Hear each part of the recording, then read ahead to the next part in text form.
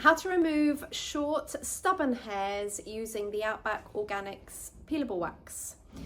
Our rule of thumb is to apply the peelable wax in the direction that the hair grows and to remove that patch against. I'm going to show you an advanced technique for the shorter, more stubborn hairs on how to remove them successfully.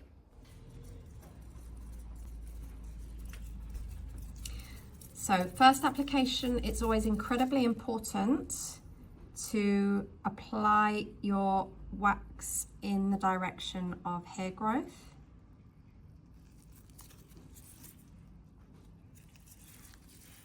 And removal will be against.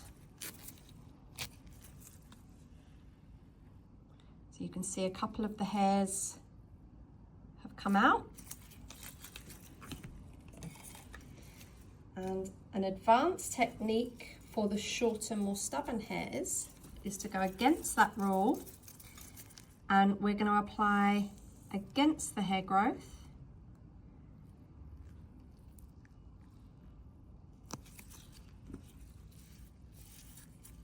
And remove with. And you can see we've got more of the hairs, the stubborn short ones that didn't come out the first time.